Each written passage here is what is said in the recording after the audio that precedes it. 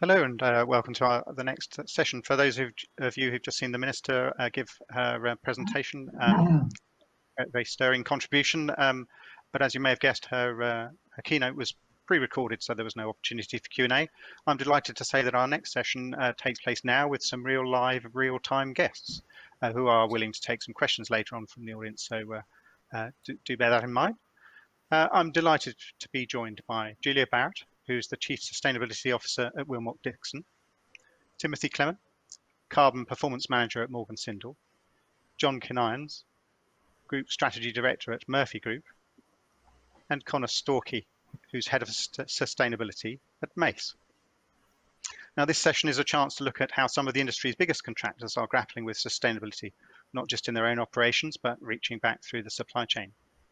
Each of our speakers is going to give you some insight from their own perspective to begin with, and then we'll move on to the questions from the audience. So let's start with Julia, please. If you could say a few words about yourself and about Wilmot Dixon. Thanks, Lem. Good afternoon, everybody. Yes, I'm Julia Barrett, the Chief Sustainability Officer at Wilmot Dixon. And you may know that we're a privately owned contracting and interior fit-out group working across England and Wales. And I'm delighted to say that sustainability really is at the heart of our purpose and our values. And we've been net zero in our own operations since 2012. We actually started our carbon journey back in 2010, and we've already reduced our carbon emissions intensity by 66% in that time. Now, last year, we launched our new strategy, Now or Never, our decisive decade, with what we believe are the sector's most ambitious targets, including achieving zero carbon in our own operations without offsetting by 2030, making sure that all new buildings and major refurbishments will be net zero operational carbon by 2030, that our supply chain will be net zero embodied carbon by 2040 and net zero operational carbon in the same time frame. Our people really have taken this new strategy to their hearts in a way, well, frankly, that I could only ever have dreamt of. They all understand that it is what will differentiate our business for the next 10 years and beyond. So I'd like to share 4 key takeaways from our experience in developing that strategy with you. The first point is understand where you're starting from. Where are you? What's your company purpose? What's your culture? Your values? Is your leadership team on board and driving this agenda? If these elements are not all aligned before you start, you really are going to face an uphill struggle. Also take the opportunity to look outside in. What's going on in the world? What risks and opportunities are there? Are you aligned to science-based targets? Are you reflecting the UN Sustainable Development Goals? What's material to your business? Have you looked forward to the TCFD regs or completed a pestle analysis? And what does good look like in your area of the business, in your sector, in your competitors and beyond? How do you compare with them? How are you performing? And then ultimately, where do you want to get to? And please do avoid starting with a year or two of baselining, because if you don't understand where you're starting from, you really can't set meaningful long-term targets. My second point is the journey is as important as the destination. We deliberately took 2 years to produce our strategy. We did loads of research, as well as talking to stakeholders, our own people, customers, competitors, and other leaders.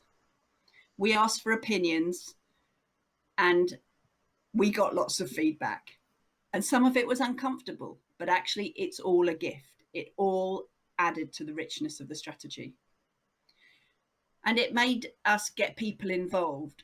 And what we learned was actually those people that were perhaps more resistant to change or didn't understand it, getting them to be part of the solution was fantastic, because they couldn't be part of the problem then, and B, some of them became our biggest advocates.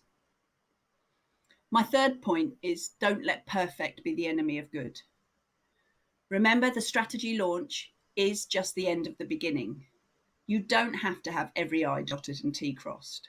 Get started. Pick off the easier to do big impact actions. Some of those for us were to ban diesel in our own operations and move to natural renewable electricity. starting to reduce mileage, as well as offering a new car scheme and agile working. And then mapping our supply chain and picking again those top packages that gave, the 20% of packages that led to 80% of the carbon emissions. Make sure you have intermediate targets as well as long-term ones, milestones and a roadmap of actions. And remember, not everything has a straight line trajectory. Measure and report your performance regularly. It is essential to get those leaders on board and help them drive action. And we report monthly from our holdings board, our most senior board, right down to an individual project or an individual car driver, for instance. And finally, remember, it's all about people. Work out how far you can go with what you've already got. We all know what we should do. And if you can get everyone to own a little piece across the organisation, you'll find you deliver faster in the long run. And the added benefit is that then the change becomes embedded. So my 4 top tips: understand your starting point. Remember, the journey's as important as the destination. Don't let perfect be the enemy of good. And it's all about people. Back to you, Len. Thanks very much, Julia. Tim, if you'd like to go next, please. Yes, thank you. So I'm the Carbon Performance Manager for Morgan Sindall's Construction Division. I also sit on the Carbon Action Panel at Morgan Sindall Group, and very much our strategy within construction is founded on our group's assurance, which we're really proud of, that we had our science-based targets verified in 2018. We're an A-lister in CDP, we disclosed to TCFD, etc. And out of that came our carbon strategy in construction, which we called Decarbonising Communities. We were thinking about the communities where we work, but also the community of stakeholders that surrounds our projects and our operations. Our key priority is to reduce carbon. It sounds quite obvious when we talk about this subject, decarbonising construction, but there are many other ways we can achieve that, or be perceived to achieve that, without actually taking control of the issue and driving real change. So we're purpose-driven to reduce carbon at source. We bring all of our stakeholders on the journey, and we've highlighted a few groups. There are our colleagues, firstly. We developed a carbon pledge that all of our colleagues across the group can make specific commitments about what they'll do differently in their role within the company to reduce carbon. And then we look towards our customers to rethink the design and build process, to rethink procurement, to deliver greater value. And also we developed a whole life carbon assessment tool, which gives our teams the opportunity to upskill as they deliver these assessments for our customers on projects, so we can provide more meaningful data to make more meaningful decisions. And our supply chain, this is a real crucial part, I think, when the 4 of us talk today, and hopefully we can collaborate more. We share, in many instances, a common supply chain.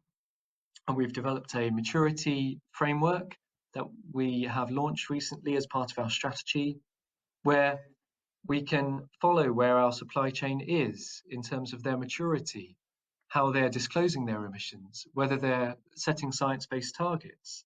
And we're developing a supply chain carbon pledge, similar to the one we've given to our colleagues to make commitments. We're also asking our supply chain to make commitments, how they can contribute to a reduction in carbon. And finally, the communities in which we work, we're also purpose-driven to leave a legacy where we build, where we operate, where we construct. And we've partnered with the Carbon Literacy Project to upskill the communities in which we work and all the stakeholders involved in our projects to leave a legacy.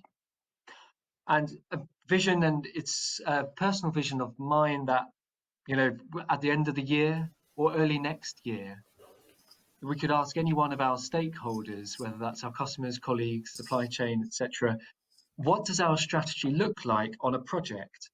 And they'll be able to tell us. And for me, at least, that's a measure of success, because it's on the project where this becomes tangible, where we actually reduce the carbon. And final thought that I'd like to share is contractors declare. We're founding a joint founding signatory to Contractors Declare. And when I looked at it again, preparing for this call, I thought that really is a blueprint for collaboration in the industry. And I'd really encourage all those on this call, perhaps later today or this week, to just go and have a look at what's listed there that those contractors have signed up to collaborate. For me, I think it's a great blueprint for collaboration across the industry. Thank you. Thanks very much, Tim. John. Good afternoon. I'm John Kinarns. I'm the Group Strategy and Shes Director for Murphy's. I suppose when we think of this, and we've been on this journey for I think it's our 11th year in terms of as a project, we see it very much as an extension of our purpose as a family-owned business. Legacy is very important to the family, as some of our previous speakers have said. And we see it very much as an extension of our never harm value. Murphy's themselves are, just for a bit of insight, is an engineering and infrastructure construction business, works across the UK, Ireland and Canada, and is focused on 4 key sectors: energy, water, transport and building. We very much see, because we're focused on infrastructure, see ourselves as enablers of net zero, predominantly for our clients who are government, heavily regulated industry clients such as Network Rail. And I suppose one of the big differentiators we have is we very much self-deliver 60% of our work. So we have a huge plant fleet of approximately £150 million worth of plant. And I suppose the other side, which sometimes we don't think about, we see this as when it comes to decarbonisation, is there's 2 sides to this equation. There is the sort of the carbon reduction side, but also there's the biodiversity and action on biodiversity, which is just as important. So I suppose my purpose today is just to give you maybe 3 or 4 points about what we are specifically doing. And I think, going back to one of the previous speakers, visible leadership is absolutely vital in this area, and it needs to be integral to the way you do business. So our purpose is improving lives by delivering world-class infrastructure. That's why we get out of bed in the morning, and that's why this is so important to us. I suppose our focus, the second point for me is our focus. We avoid generalized net zero aims. As an organization, you need to start by getting your arms around what you can control, by ensuring you approach it, and by ensuring your approach is targeted and informed by data. So we know exactly that 90% of our own carbon footprint is fuel use, 3% is energy, and 2% is in waste disposal. So obviously our whole focus is on fuel reductions and fuel use. I'll come back to that in a minute. And I suppose, understanding the scale of change required to meet our ambition. So we've set stretching incremental targets, science-based and verified. We've mapped our way to net zero, and we're very transparent about our progress. We have long-term aspirations, but we focus on the now. And we've still, this can be quite a confusing and frustrating emotive topic down to a single roadmap, with 6 key commitments, including investing 75 million in green plant, zero waste to landfill, 100% renewable energy, all the sort of things that everybody has talked about before. But I think what's really important also is to make it relevant for people, make this whole subject really easy for people to know how they can play their part in achieving net zero. And I suppose with something like fuel use, it is a prime example. So we spend probably £12 million a year on fuel. And the first step is for us to get our people behaviourally thinking about fuel use and linking it, because it makes great commercial sense as it makes environmental sense. So rather than initially pushing down the road of alternative fuels, which we are doing, our big focus has been on getting the behaviours right about use of fuel, idling times. We've great campaigns around 10 steps to 10%, and that's already resulted in a 20% saving in fuel use. Akin to that is our electric fleet. So I suppose, to wrap up for me, and I'm sure there'll be lots of questions on this, it's visible leadership. It's really around your focus, really getting your arms around what you can control, because we haven't got all the answers yet, but you can certainly control what you can control now. Start somewhere, map it out, focus on the big things, and make it relevant for your people. Make them really want to do this, make it really tangible for, particularly, we've got nearly 2,000 frontline employees. So we need to distill it down into really the basics of what they can do on a daily basis to help enable climate action. Thank you, Lam. Back to you. Thanks very much, John. And finally, we're going to hear from Connor, who's got a few slides as well to show, I believe. Over to you, Connor. Excellent. Thank you, Lim. Yeah, so I'm Connor. I'm head of sustainability for construction at Mace. Mace are a global company who also consult, operate, and develop as well. So we've been on a similar to all of the speakers today. We've been on a similar sort of journey. I think what, 18 months it's been. We launched our net zero carbon strategy in January 2019, and then within 3 months the pandemic hit. And I have to admit, personally, I was kind of concerned that we went from sort of number one on the agenda to suddenly something that's going to knock us down. But within a month or two, straight after kind of coming out of lockdown, the business Mace decided to refresh our corporate strategy as a business, and it was the perfect opportunity to put sustainability at the forefront. We did achieve in 2019, well, in 2020, we actually saw a 50% reduction in emissions, partly thanks to COVID, but yeah, business travel was slashed dramatically. And the residual 13,000 tons were offset through a gold standard partnership that we did. But onto the next slide, I think the exciting bit was that when we redid our strategy, we decided when we went into lockdown that was the perfect opportunity. We pursue a sustainable world is one of the first priorities. So there's 3 priorities, and sustainability actually covers all 3. We've got grow together, which is a lot about diversity, inclusion, and communities. And then we've got deliver distinctive value, which is innovation and how we help our clients. So we've got ourselves 3 new stretching targets there.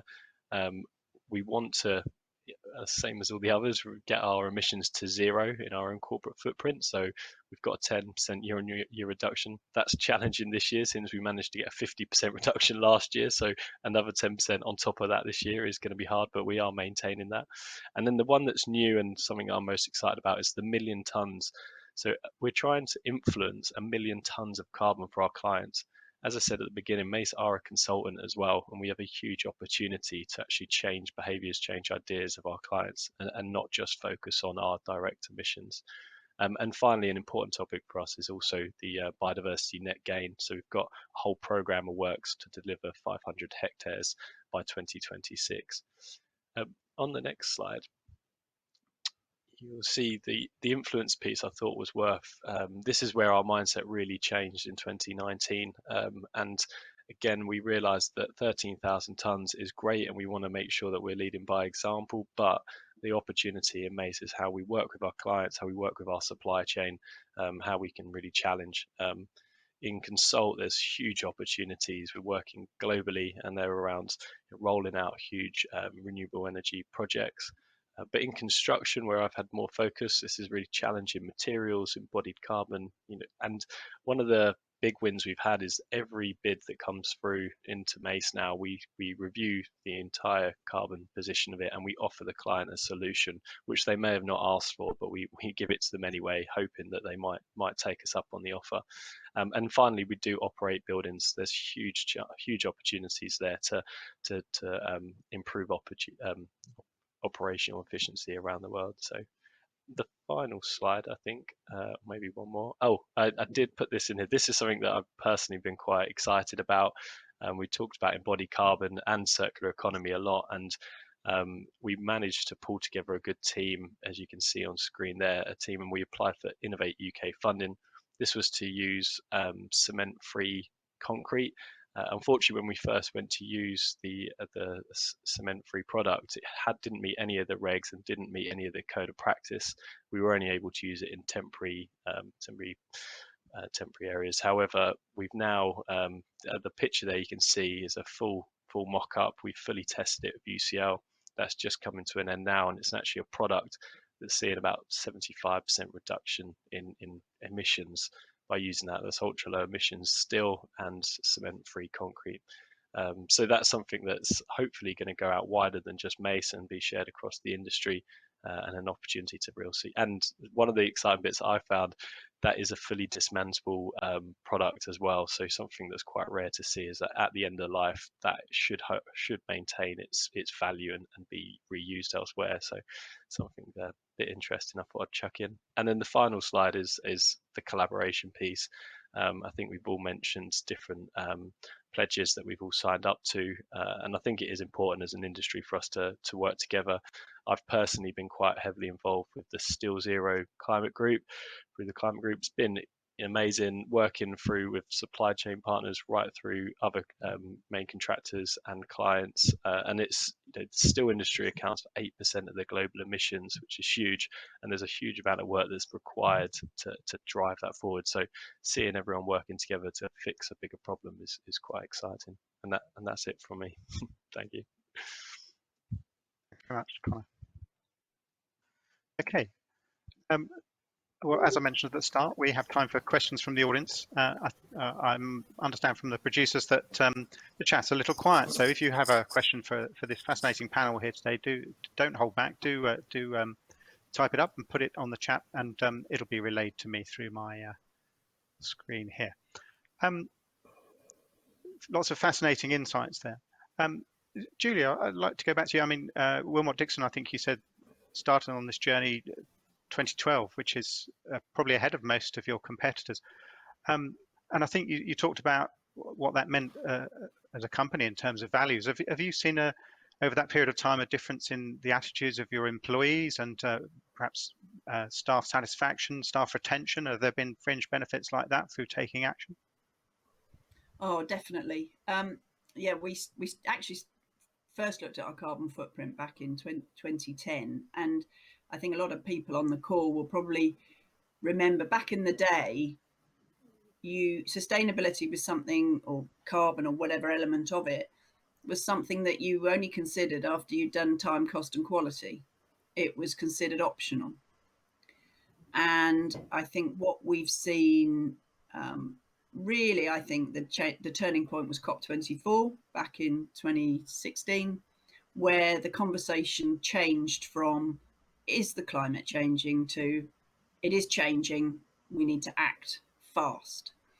And on the back of that, we've had Greta, we've had Extinction Rebellion, we've had they've got the run into COP26 now, and of course we had the pandemic, which has shown that a lot of things that we as sustainability professionals have been told, like we can't possibly operate remotely, and we have to see the whites of a customer's eyes or a supply chain partner's eyes, are just tosh. And we've really broken some of the boundaries and seen that COVID has been a lens for innovation.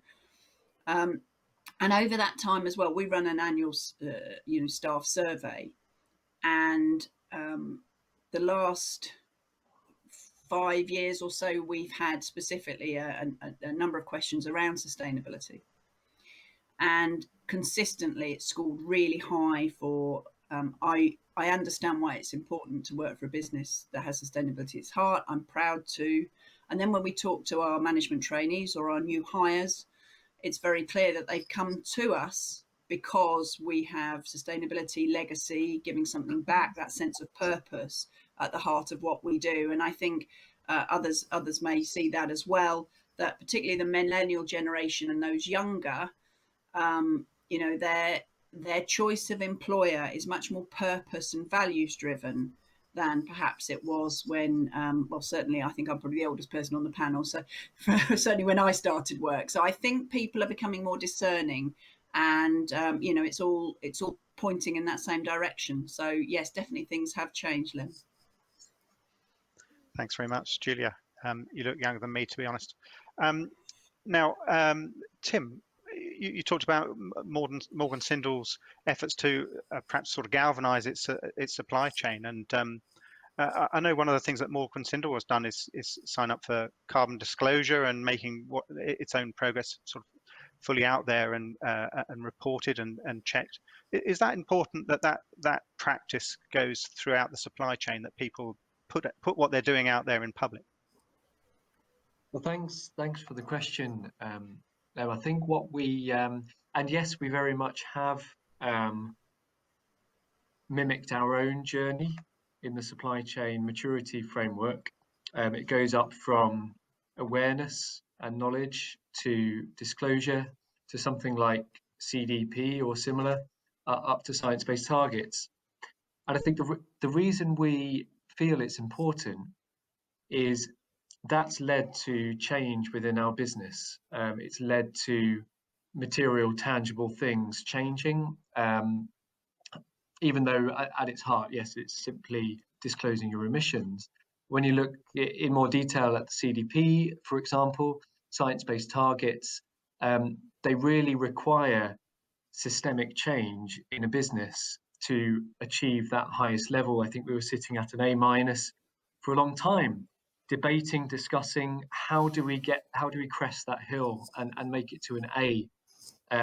And it really did require change in the organization, in terms of the carbon pledge we produced, the carbon tool that we were able to give our teams. They were all initiatives that came out of science-based targets, CDP, trying to just get that one step further and demonstrate leadership in that way. And also, of course, which I didn't mention, the carbon tax. So Morgan Sindall Group charged the divisions according to our own emissions, our scope 1 and 2. That becomes a climate fund that's reinvested. So in climate change related initiatives. So we've seen that all out of just starting on this journey of disclosure. And because we've experienced that, we can talk quite passionately and confidently about the positive effects we believe it would have for various sizes of organisation in the supply chain. Thanks, Tim. John, you touched on the topic of biodiversity, I think, in your overview. We've got a question from James Garati at Kia saying, how important is biodiversity when discussing climate change? I'm interested to know, where does it fit on your plan? And has that been in some way, you talked about delivering for government as a client? I know the government is very keen on biodiversity net gain. Perhaps you can say a little bit more about how it fits into your plan. I suppose I think I alluded to in what I said there. We almost see it as the other side of the equation, and it's, there's been so much focus on carbon and decarbonisation that we forget that this is the other side of this, that they go hand in hand together. You need both. And I suppose, one of the areas we've been working, and often Murphy's is the type of organisations that we sort of quietly get on with things. And, we've been working very hard with the Council for Sustainable Business in developing the biodiversity action plan. So they're developing this booklet, because a lot of people don't really know where to start on biodiversity. So what we've done is we've facilitated a chapter in that for the construction and infrastructure industry, whereby we facilitated conversation with sort of the key players in infrastructure, and sort of forwarded by John Murphy, our CEO. That'll be published. But that's sort of, because a lot of organizations, where do we start? What do we do? And I think, nobody has the answers. But I think that's where organizations such as ours can make that difference, that all of us here, and it's interesting, one of the things I've noticed is that a lot of the organizations here speaking, legacy is important to them, family owned, these sorts of things are really important to the owners of the business. And again, very much leading into biodiversity. We want to leave the planet in a better state than we found it. The families that own us, our organizations, want to do that as well. So I think that's an example of where us as an organization can help, that sort of helping the organization, facilitating and working with people to know where to start. So keep an eye out for that from the Council for Sustainable Business.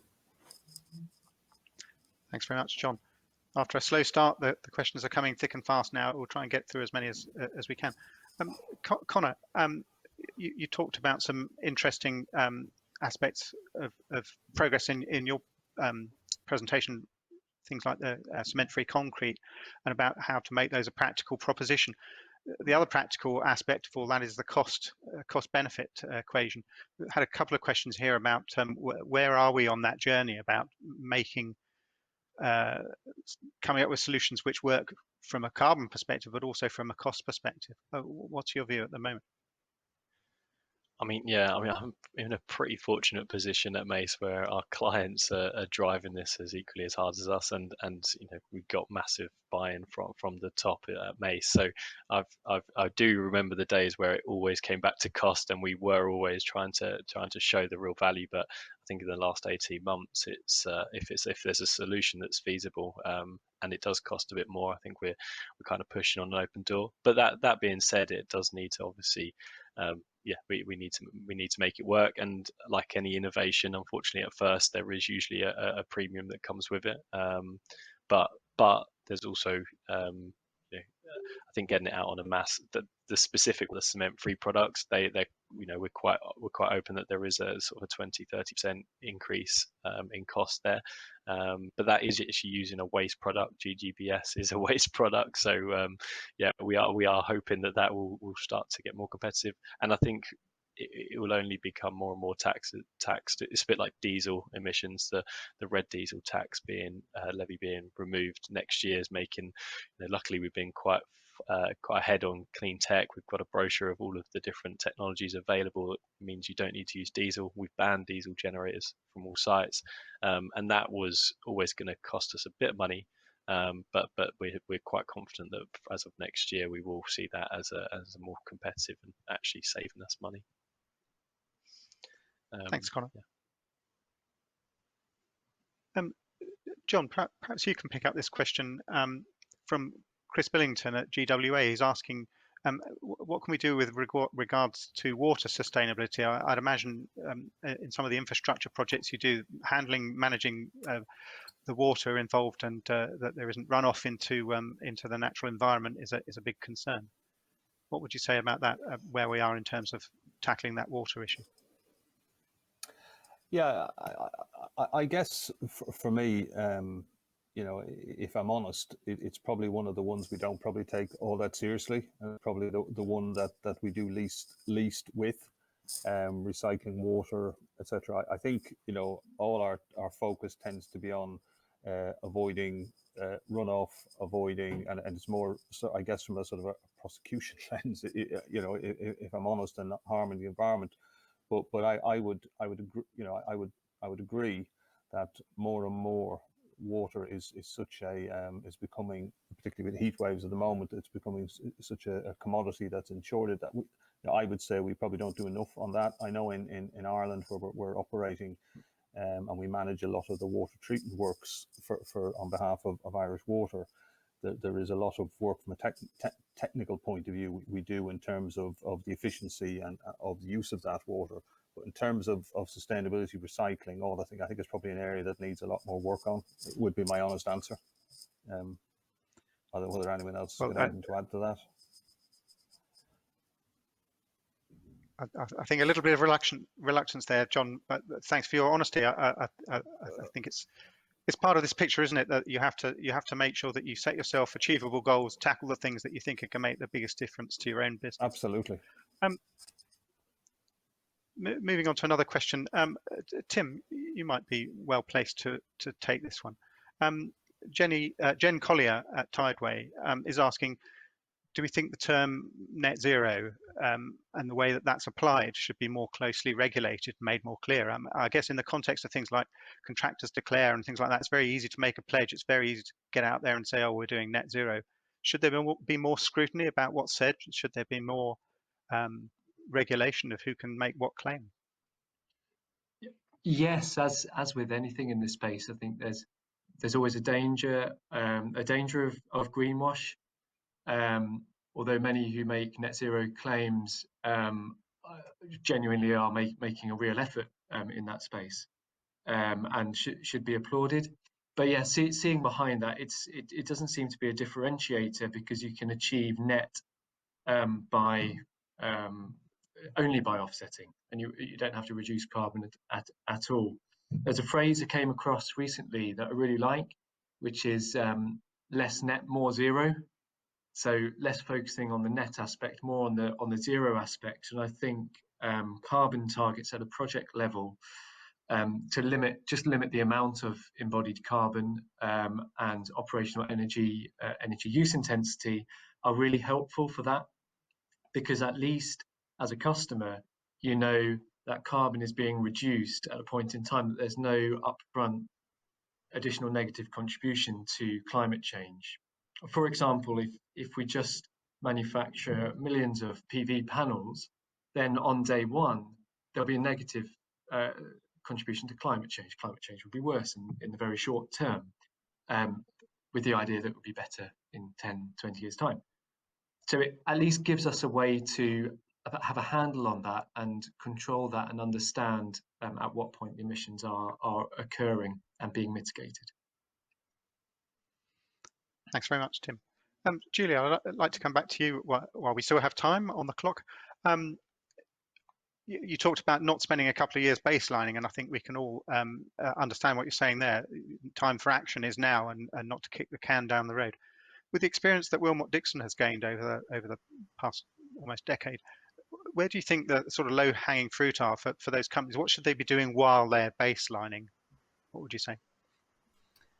Well, just picking up on the previous point about offsetting, actually, there's no reason why anybody on this call can't be net zero tomorrow by offsetting. And I would challenge every company to do that and not wait till 2030, because that does focus the mind and will give added impetus to driving down your emissions, because it's an additional cost, especially now as the cost of offsets is going up, because there's a world shortage of them. So as a challenge out to you all to become net zero in your own operations tomorrow. But in terms of practical steps, I've mentioned them and others have mentioned them too. Energy through plant and transport is probably your biggest source of your carbon emissions in your own operations. So really simple step you can do is transfer all of your electricity tariffs to natural energy, natural electric. I would encourage you to go with a non-nuclear mix as well. It's entirely possible. It does not need to cost any more. So that's the first thing. The next thing is to minimise or eliminate diesel. And again, it was interesting to hear that Mace have got a brochure. So hopefully that's on your website, Connor, and people can access that. But, there is kit out there. The challenge to us all, I think, whether it's carbon or any other aspect, is why do we do it like this? Is there another way? Is there a better way? And not to accept, well, this is the way we've always done it. I think that's a really good challenge. So if you can minimise diesel, get on green electricity, and challenge the need to travel. We've seen what we can do last year. It's an overhead in terms of carbon emissions. And then the next challenge is, and we sort of skirted around it, but as the operational carbon in your own operations or in the projects that you're delivering becomes smaller, the embodied element becomes bigger. And so in terms of cost and value, I think it's really important to make sure that when you're comparing options, make sure you draw the scope appropriately and look at value, whole life value, not just capital cost, because then I think that leads to different conversations and hopefully better long-term outcomes. Well, thank you very much, Julia. Some great advice there. I think possibly amongst our delegates today, there might be a few people taking issue with your advice not to go nuclear. I think there's a few companies out there who would quite like to build more nuclear, but I understand where you're coming from. I'm afraid we're just about out of time for today's for this panel session. Thanks very much for all of our panelists for sharing so candidly their experiences and their thoughts on this topic. Very much appreciated.